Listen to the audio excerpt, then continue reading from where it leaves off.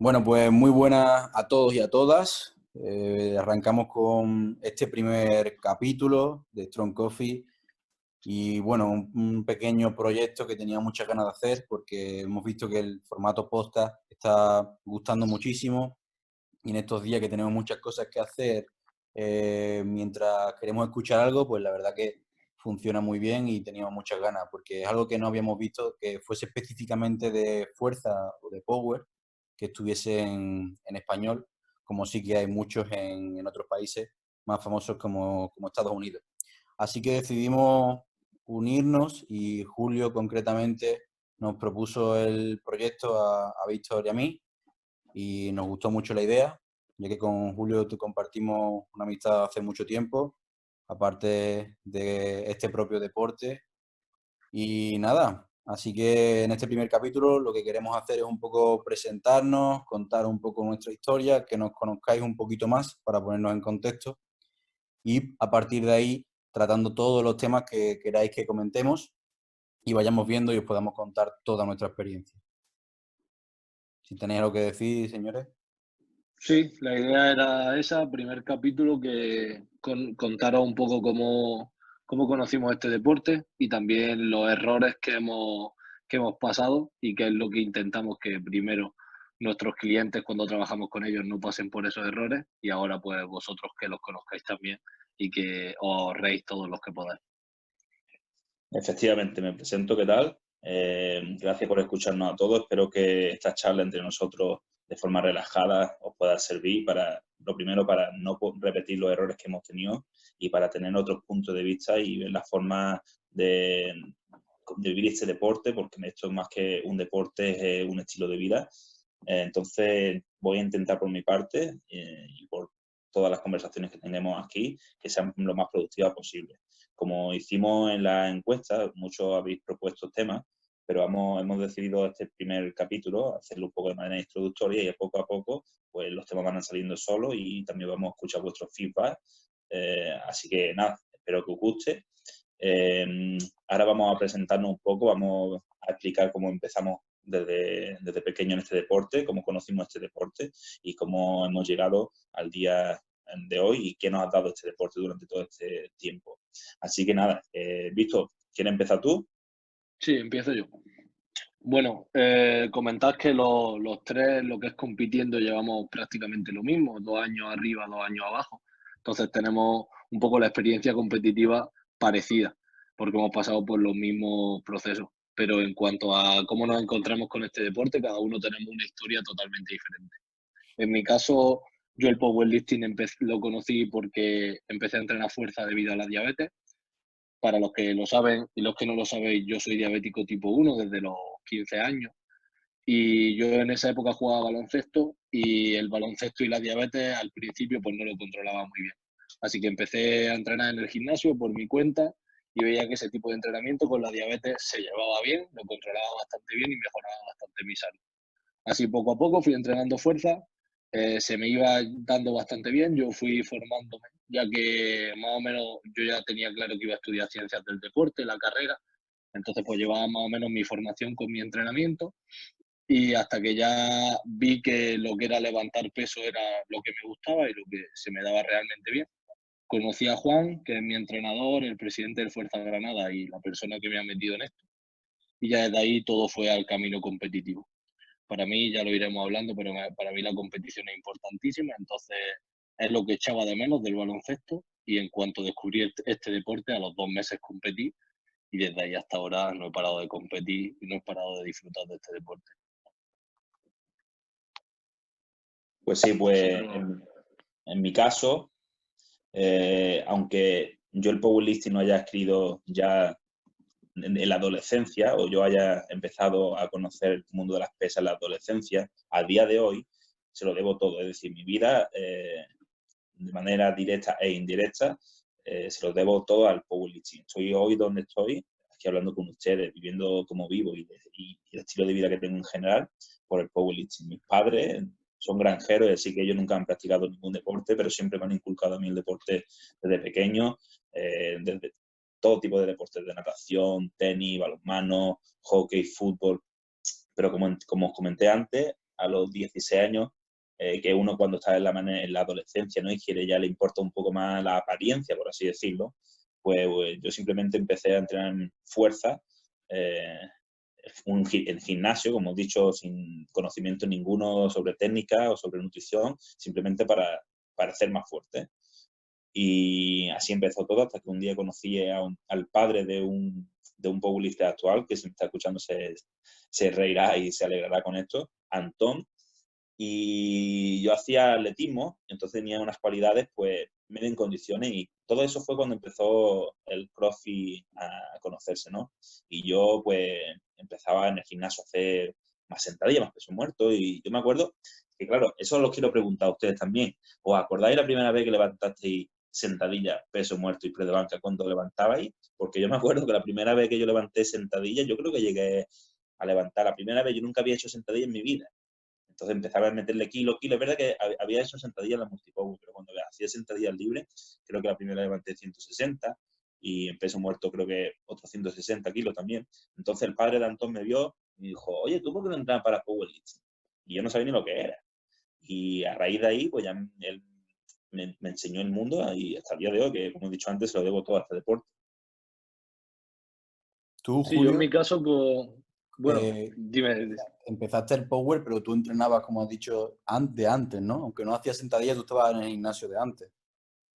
Sí, claro, yo empecé el gimnasio con 16 años, por lo que he dicho, para intentar aparentar que soy fuerte, pero claro, los primeros años, sin conocimiento ninguno, fueron años perdidos. Es más, yo me acuerdo que yo me metía por la noche como 12 claras de huevo para cenar, porque el tipo que había en el gimnasio me decía, no, tú tienes que comer mucha proteína, y yo me la comía dándome arcas, porque claro, un chaval empieza con mucha ilusión y sin conocimiento, pues te engañan fácil. Por eso es tan importante la labor de un entrenador, ¿no? Sobre todo para los principiantes, para que no pierdan los primeros años, que son los años cuando tú eres una esponja, que es cuando tú más cambias, son los primeros años. A día de hoy yo, después de todos estos años que llevamos, si gano medio kilo de músculo al año, me doy con un canto los dientes. Claro. Pero bueno, los primeros años, yo me acuerdo que el primer año que yo me puse a entrenar, cogí 10 kilos, y eso que no hacía las cosas ni bien. Así que imagínate. Claro, tío, yo eso sí es verdad que creo que nosotros, los tres, hemos pasado por el trabajo de base, que es lo que ahora mucha gente se está saltando, tío. Es verdad que nos habremos equivocado más o menos. Yo creo que sí es verdad que prácticamente desde el principio orienté bien mi entrenamiento, no he perdido mucho tiempo. Pero sí, yo la primera vez que entré al gimnasio, a lo mejor fue también con 16 años así. Y creo que cuando competí tenía 20, porque hace 5 años, no, 19, ya habían pasado esos 3 años de base en el que yo no había hecho nunca un peso muerto, porque antes que no se hacía peso muerto, tío. Nadie en el gimnasio hacía peso muerto, pero sí hemos metido mucho trabajo de base. Ya tenemos esa base de antes. Yo a la pregunta que decía, yo sentadilla no sé lo que, porque sí había hecho. Yo sentadilla sí había hecho, no a power, pero sí había hecho trabajo de sentadilla y press de banca igual. Pero peso muerto me lo enseñó Juan, porque no había hecho nunca peso muerto. Había hecho rumano o algo así, pero nunca peso muerto como tal. Y ese primer día hice 215 sin haber hecho el gesto como tal nunca. Pero 215. claro, tío. Pero claro, tío, tenía todo ese trabajo de base de antes. Para que tú veas Quiera o cuántos años no. hace esto, porque luego la gente cuando te ve a ti levantando 330 kilos, dice, madre mía, 330 kilos, qué pesa de entrenar. Sí, 330 kilos, pero 330 kilos son 115 kilos más que 215. Es decir, Sí, que sí. en todos estos años que tú llevas entrenando, son 115 kilos lo que tú has mejorado, de forma Correcto. Sí, específica. Porque antes, como tú has dicho, la primera vez levanté 215. Que es verdad que la técnica es otra cosa, ¿no? Todo proceso, es decir, no solamente hipertrófico, sino de motor control, necesita claro. también tiempo de aprendizaje, ¿no? Y sí, es verdad que antes no se veía peso muerto en los gimnasios ni nada, y ahora me lo has recordado tú. La primera vez que yo vi haciendo a alguien peso muerto y sentadillas de powerlifting o olímpica, era porque cuando yo estaba en atletismo, y los lanzadores de peso y los lanzadores de Claro, disco, la ciudad de Carranque en el gimnasio lo hacían. claro, Entonces, claro, yo veía esos tipos que de naturaleza son tipos grandes, y claro, y mi objetivo en ese momento era querer ser grande. Yo no sabía ni lo que era la fuerza, ni lo que sabía ni un RM, ni nada de eso, ¿sabes? Me acuerdo que justo ahí yo estaba, como he dicho antes, en bachillerato, y todavía no había empezado ni TAFA ni luego la carrera. ¿Y tú qué, Rubén? ¿Cómo fue lo tuyo? Tú siempre has Bueno, tenido buena genética. He visto que habéis dejado lo mejor para el final, pues me toca mi historia ahora. Pues yo creo, si no me equivoco además, que de los tres soy el que más tiempo lleva en Power, aunque Julio es el que más tiempo lleva en el mundo del entrenamiento, por así decirlo, en el gimnasio. En Power concretamente, creo que soy el que más llevo de los tres. Yo empecé el primero y soy el más chico también de los tres. Entonces, yo empecé jugando al fútbol porque mi padre era futbolista y mi hermano y yo jugábamos al fútbol. Yo con 10 años, creo que 9 o 10 años, estuve jugando al fútbol y con 13, que jugando en el campeonato de Andalucía con la selección, pues me lesioné la rodilla. Tuve una rotura de ligamento cruzado anterior y me lesioné la rodilla. A partir de ahí, pues, aparte de lo mal que lo pasé y que fue un antes y un después en mi vida que cambió todo, porque además, curiosamente, que por eso mi número favorito es el 26, que fue el día que me lesioné y a la vez el día que nací. Entonces, para mí, como simboliza el yin y el yang, ¿no? Lo simboliza un poco todo. A partir de ahí empecé a conocer todo el mundo del entrenamiento, no del power ni mucho menos. Con 13 años empecé a conocer el mundo del entrenamiento, la redactación, hablar con médicos, hablar con fisios. Empecé a rodearme con los preparadores y los redactores y los jugadores del primer equipo del Recreativo, que es donde yo jugaba. Entonces tuve algo de contacto ya con el alto rendimiento y yo me rehabilitaba con ellos. Entonces ya hacía y empezaba a entrenar algo de fuerza con 14 años, que fue cuando pude empezar a rehabilitarme, porque no me operaron hasta los 14, era muy chico y no podía seguir creciendo, me decían, y yo lo único que quería era operarme, pero me decían que no. Entonces me pegué mucho tiempo, que por esa época ya practicaba muchos deportes, hacía parkour, yo siempre había bailado breakdance también, hacía el mono de todas las clases posibles. De hecho, en ese año, que no tenía la rodilla bien, pero como ya el líquido se me iba, pues seguía haciendo parkour, seguía haciendo mil cosas, se me desplazaba la rodilla cada 2 por 3, se me hinchaba y era recuperarme de nuevo y así durante un año hasta que me pude operar. Me redacté, intenté seguir jugando, pero no pudo ser. Con 15 me volví a lesionar, esta vez del menisco interno. Me tuve que operar una segunda vez de la misma rodilla, volví a intentar jugar hasta que a los 16, ahí fue cuando decidí que los médicos ya no me estaban ayudando porque me decían que yo tenía la rodilla fuerte y que podía seguir aguantando y podía seguir jugando, pero a mí me dolía, me molestaba, sabía que algo no estaba bien. Así que muy a mi pesar, que para mí el fútbol lo suponía todo, porque en mi casa lo era todo. Mi padre ha sido futbolista y deportista toda la vida. Y para mí fue un paso que no podía imaginar, realmente lo más duro para mí, porque era como, ¿yo qué hago ahora con mi vida? Y no sabía qué hacer porque yo tenía que competir en algo, yo tenía que ser competitivo en todo siempre. Me acuerdo que, bueno, que si era echándome pulsos, si era haciendo flexiones en la playa, si era con lo que sea. Entonces era ese un poco mi pasado en el gimnasio, ya entrenaba piernas, por eso también, digamos, como que es un grupo que es mi punto fuerte, porque desde los 13 años para rehabilitarme de la rodilla, y hacía pues eso, lo típico de calistenia y demás, desde pequeñito, pues por la playa. Decidí apuntarme con 16 años al gimnasio y porque lo que quería era competir, y entonces dije, bueno, pues me voy a dedicar al culturismo, además como estoy con el bachillerato y demás, pues así estoy más tranquilo al lado de casa y no tengo que estar con el fútbol. Y simplemente estuve 3 semanas haciendo un poco el cabra, aunque yo ya tenía algo de conocimiento en cuanto a rutinas que seguía y demás, porque desde los 13 ya estaba leyendo. Estuve solo 3 semanas haciendo el cabra hasta que allí Dani, que era mi entrenador, fue mi primer entrenador y que el que me cogió y el monitor del gimnasio, me vio un día haciendo sentadilla y me dijo, tú con 100 kilos y con esos años que tiene, con 16 años, tú no vas bien haciendo sentadilla. Digo que no. Me picó, por supuesto. Y yo me acuerdo perfectamente que la primera vez que me puse a hacer sentadillas fuertes en serio, libre, porque yo cuando estaba en la rehabilitación solo hacía prensa y demás de trabajo de pierna, pues recuerdo que hice 100 por 11 repeticiones, porque además fue lo mismo que hice en peso muerto. Estamos hablando que tenía 16 años y pesaba 74, 75 kilos. Y ya te digo, fue mi marca, y creo que en banca, que ahora que lo recuerdo, creo que eran 80 también por 10 o 11. Estamos buscando ahí a altas repeticiones y tener una referencia de dónde empezar.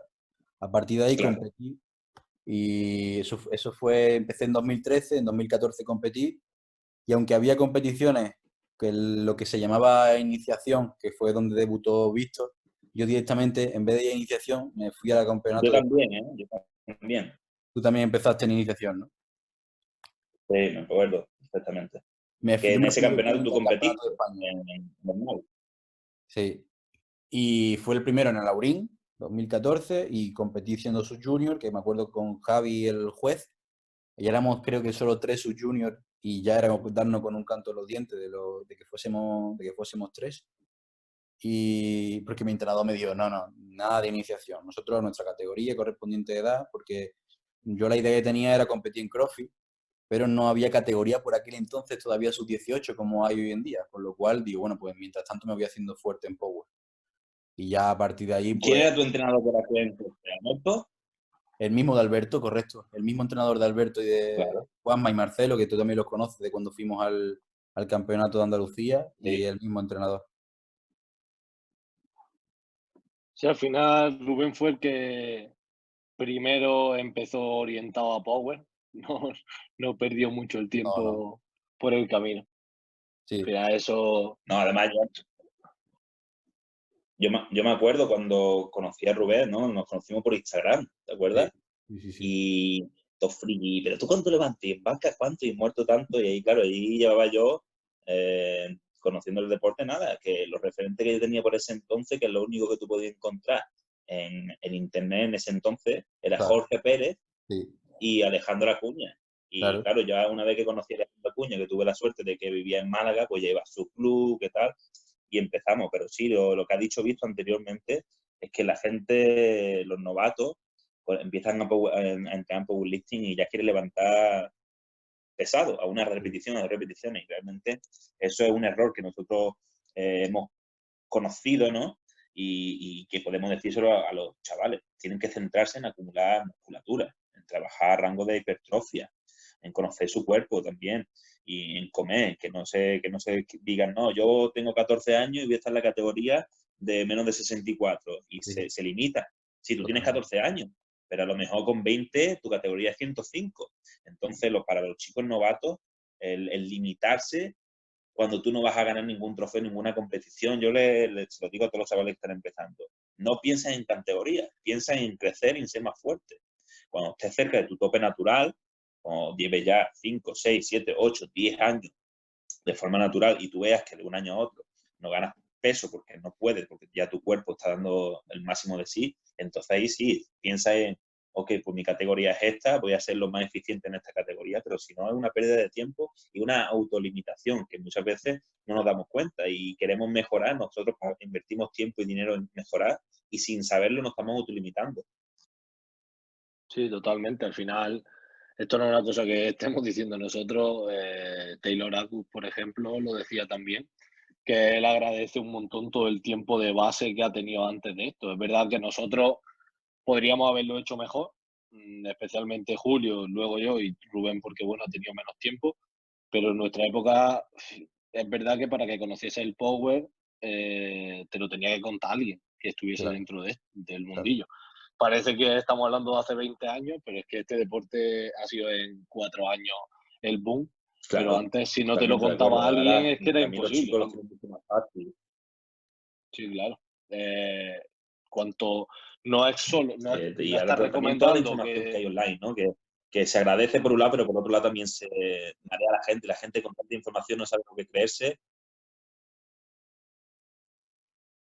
sí, yo creo que al final lo que está claro es que no estamos recomendando que tengas que estar haciendo solo hipertrofia o haciendo el cafre 4 años, sino simplemente que mires al futuro y que no te centres en el próximo campeonato. Sin ir más lejos, Tony, que es atleta de RV, de Rubén y mío, ha sido campeón de Europa. Es verdad que este campeonato lo apretamos para que saliese en menos de 93, pero siendo un campeón de Europa y siendo un nivel top a nivel nacional también, ya este año saltó de categoría a categoría junior y ya está subiendo de categoría, ya está en una categoría más pesada con el objetivo de meter masa muscular y con el objetivo de seguir creciendo, porque tiene 18 años y no tiene sentido que lo mantengamos en una categoría inferior. Vamos, es que no es una cosa que estemos aplicando a principiantes, sino a cualquier atleta que esté en una edad de crecer y de ganar masa muscular.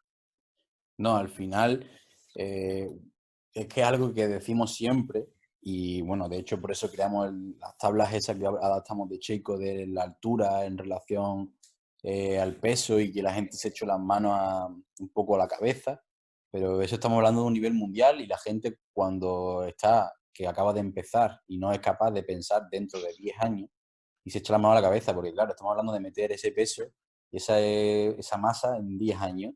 Y cuando tú empiezas, lo único que quieres preguntarte es, ¿ya estoy listo para empezar? ¿Ya estoy listo para poder competir? ¿Tengo el nivel? ¿No lo tengo?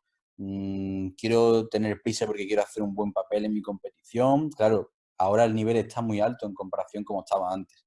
¿Y eso Sí, qué marca? ¿Qué hace? Que la gente lo vea más lejos todavía. Al principio teníamos la dificultad de que nadie te enseñaba de Power, nadie te enseñaba cómo realmente había que estructurarlo, entrenar, conocerlo a fondo, como intentamos conocerlo ahora, y toda la información que hay, pero los récords estaban muy bajitos, la gente por lo que se motivaba y venía de otras disciplinas era para intentar competir porque querían hacer un récord a la primera de su primera competición, porque venían de otras disciplinas, estaban fuertes y aquí el nivel era bajito.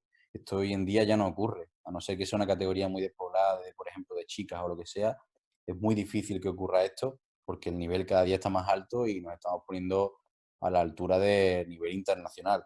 Entonces eso también es muy importante y tenerlo en cuenta, la paciencia, cuando se hablan de estas cosas no echarse la mano a la cabeza y que hay que aprovechar los mejores años que son cuando somos adolescentes para meter masa muscular, aunque estemos a la vez trabajando la técnica de los movimientos.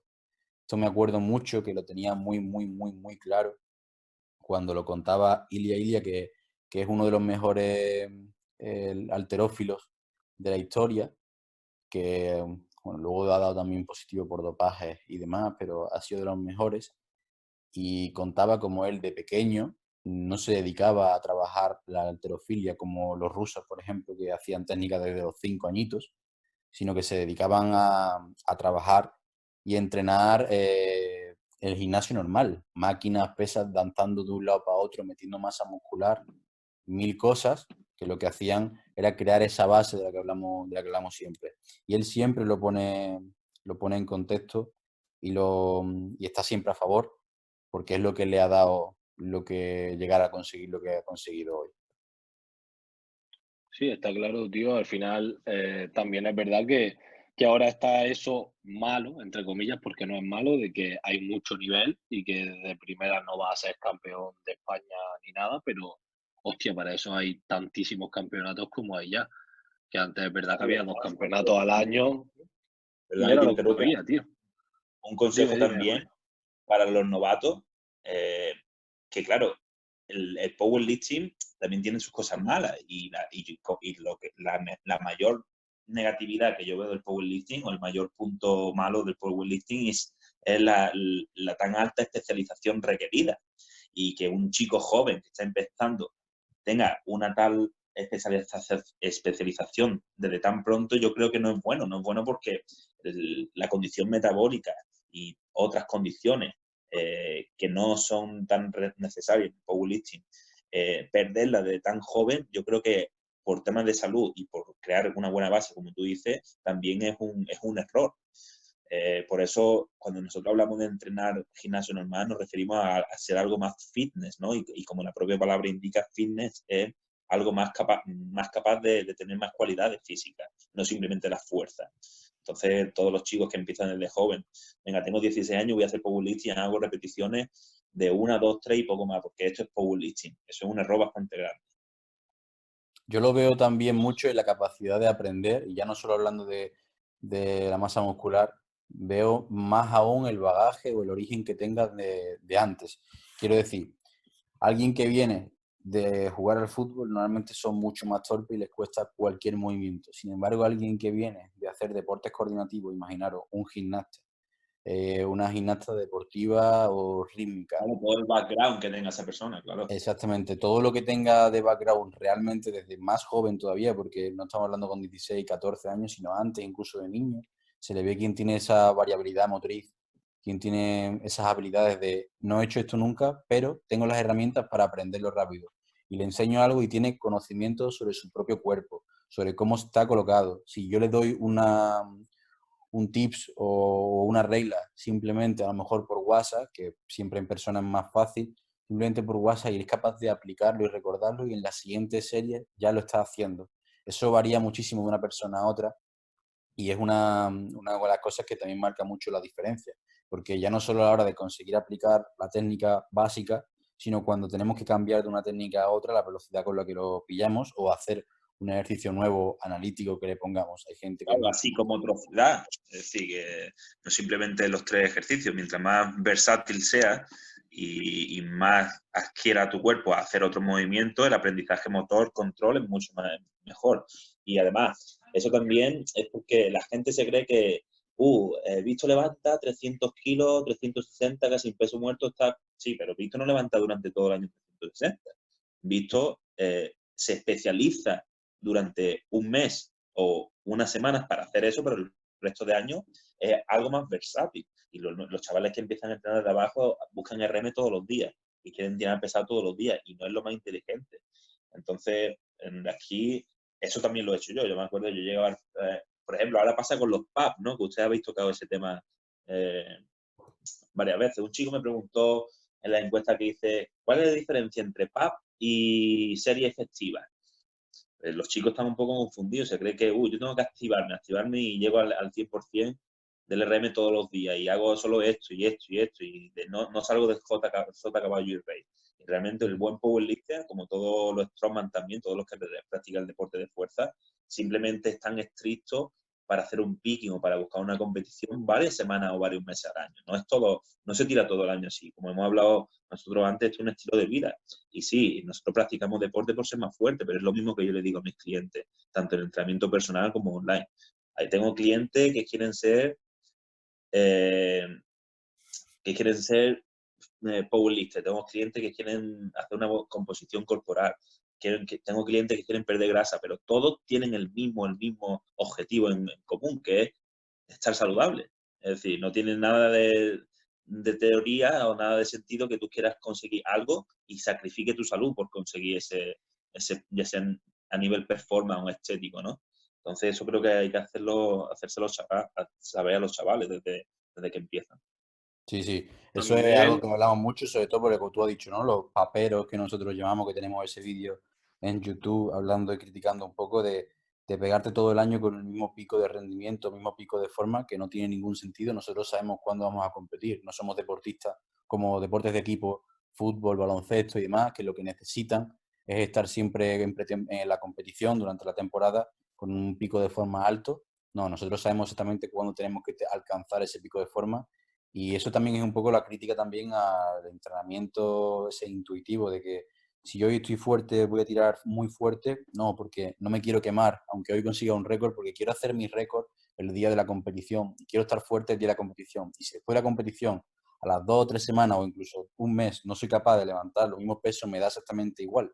Es que no lo necesito y es al revés, es contraproducente, porque cada vez estoy quemando todas esas balas que tengo en mi recámara para poder conseguir esos picos de forma. Cuanto más competiciones haces, menos magnitud tienen esos picos de forma, menos rendimiento soy capaz de sacar y cuantas menos me preparo mejor para cada una de ellas y soy capaz de darlo todo ese día.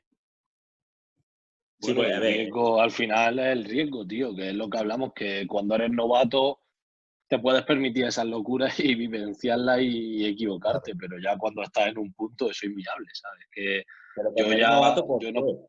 Cuando eres novato claro, suele ser por la falta de conocimiento. no, Y claro, tenemos que que, digo, el conocimiento también lo tenemos que contextualizar, porque ahora mismo hay un montón de personas en la industria del entrenamiento, no vamos a llamarlo industria de fitness, industria de powerlifting en general, que es verdad que los conocimientos los chavales los necesitan desde pequeños, ya los adquieran ellos o los paguen a un entrenador. Es decir, porque cuando tú pagas por un entrenador, tú estás pagando por ese conocimiento y esa experiencia para tú no cometer esos errores. Es decir, tú estás pagando para ir hacia tu objetivo en línea recta y no perderte en las curvas del desconocimiento. Pero también hay que hacer un paréntesis que ahora hay un montón de gente, tío, que con todo mi respeto, que repito, el conocimiento es necesario para ser crítico, para analizar las cosas y para comprenderlas. Si tú no comprendes algo, nunca vas a llegar a ser bueno ni a hacerlo correctamente. Pero luego también hay sectores en esta industria que lo único que te quieren vender es conocimiento y este estudio y que esto y que lo otro, te discuten un montón. A los chavales los marean con 12.000 cosas y luego, como puse el otro día en la historia, con menos pellejo que el tobillo un gorrión. Entonces creo que esto es un poco empírico, pero a la vez es práctico. Es decir, tú no puedes basarte solo en la teoría y no puedes decir, no, la teoría no, y me voy dando cabezazo con la pared aprendiendo de los errores. Tiene que haber un poco de equilibrio en ese aspecto, ¿no? Este tema daría para hablar como 3 o 4 horas. Sí, totalmente. No, hombre, tío, si al final es que los estudios y las cosas a nivel científico es necesario, pero se tienen que complementar totalmente, porque es que es lo que decíamos, que tú puedes respaldar muy bien las activaciones a nivel nervioso de una serie pesada, pero yo, por ejemplo, para mí un 90% de mi RM ya son 300 kilos, y yo cada vez que tiro 300 kilos, yo estoy 15 días que no quiero ni saber nada del peso muerto, ¿sabes? Porque es que no me puedo ni mover. Entonces, por mucho que pueda decir el estudio que a nivel de la activación a nivel nervioso es positiva, si yo tuviese que tirar todas las semanas con el Claro, es que la 90% de mi teoría es una cosa RM, y la práctica es otra. Y luego aparte totalmente, está que tío. cada persona es un mundo, con una vida totalmente diferente, ya sea porque tiene un trabajo diferente, porque tenga hijos, porque duerma X horas, por genética, eso es otra cosa. La gente se cree que la genética es como tú luces. Es decir, si tienes abdominal o no, pero la genética es el cómputo de de todo tu cuerpo. Es decir, de cómo te recuperes de una inflamación, de cómo de la secreción de hormonas que tenga, de la síntesis proteica que tenga. No es solamente si tiene abdominal o no, si está grande o no, la genética es todo. Entonces, dentro de los conocimientos y de la práctica, luego está también la individualización de cada uno. Y eso es una cosa que, por ejemplo, yo a ti, visto, te lo agradezco un montón, que tú eres el que me lleva a mí el entrenamiento y, y has sabido bastante bien conocerme sin que yo te tenga que explicar todas las cosas. Es decir, simplemente por los errores hemos ido descartando y hemos dicho, hostia, pues esto sí, esto no. Y aunque la teoría sea esta, a ti no te funciona porque no te funciona y punto. Porque tú, como persona, como genética, como circunstancia, trabajas de manera diferente, aunque la ciencia diga otra cosa. Sí, sí, total. Al final eso yo creo que es el pilar básico de nuestro trabajo, el adaptar a cada uno, tío. Cada persona a un mundo y no se puede generalizar nada, vamos, totalmente. Como ha dicho Julio, aprender a conocer. O sea, tú no solo cómo crees que vas a responder, sino ir analizando la información que vas teniendo día a día y en base a ello ajustando, que eso sí que es una de las cosas que me encanta, por ejemplo, de las Emerging Strategies que va analizando y va viendo y en función de eso va tomando decisiones. Eso para la hora de conocer un atleta es fundamental. A mí me pasa mucho cuando me preguntan, tienen un ANRA y me preguntan cuántas repeticiones ha hecho y tengo un ojo clínico perfecto que voy clavando siempre las repeticiones, ¿no? Y es simplemente, yo he llevado el control de cuántas repeticiones ha llevado hasta entonces, qué rig has ido llevando, qué esfuerzo, si tú eres capaz de sacar más o menos tu capacidad en un movimiento y al final vas conociendo al atleta, ¿no? Para ajustar todas esas cosas y aprendes de él. Sí, Claro, y totalmente. esto también, porque nosotros tenemos la suerte de vivir de los que nos gusta, que somos los 3 entrenadores. Esto también es para que la gente, los nuevos, los chicos que contratan un entrenador, no se vayan a creer que tú pagas un entrenador y tu progresión está asegurada. Claro. Que aunque tú tengas un entrenador con mucho, porque la gente me pregunta, ¿qué es un buen entrenador y qué es un mal entrenador? Bueno, son muchísimas cosas, pero lo principal son resultados. Si un entrenador tiene resultados, te gusta o no su método, no puede decir que es malo porque tiene resultados, sea el método que sea. Pero también a los chicos tiene que decirle, uno, que cuando yo se lo digo a los míos cuando empiezan, hey, nosotros somos un equipo, vamos a trabajar como equipo, pero fallar es parte del progreso y no tienes que tomarte el fallo o algo que no salga como tú quieras de forma negativa. Tienes que aprender de los errores. Es decir, todo el mundo, tengas conocimiento o tengas entrenador, fallar es parte del progreso. Y fallando es como conoces, como sabes individualizar incluso mejor con cada persona. O eso por lo menos mi punto de vista. Un mensaje a los chavales, ¿no? Que si fallan es parte del progreso, que no se vengan abajo. Bueno, pues creo que hasta aquí más que suficiente para el primer capítulo de Strong Coffee, ¿no? Muy bien, nos enrollamos a charlar y creo que va a salir algo guay de esto porque nos gusta, se nota. Sí, espero que a la gente le haya gustado, que si tienen alguna sugerencia que nos diga. Y bueno, el tiempo que dura un cafelito, ¿no? Unos 45 minutitos. Sí, así que nada, cualquier sugerencia, si compartís, si nos decís qué os ha parecido y demás, lo agradecemos muchísimo y todo lo que queráis que tratemos, ya sabéis, nos lo podéis escribir de cualquier forma. Muchas gracias por estar ahí, por escucharnos y nos vemos en el siguiente capítulo. Un Saludos. fuerte abrazo a todos. Hasta luego.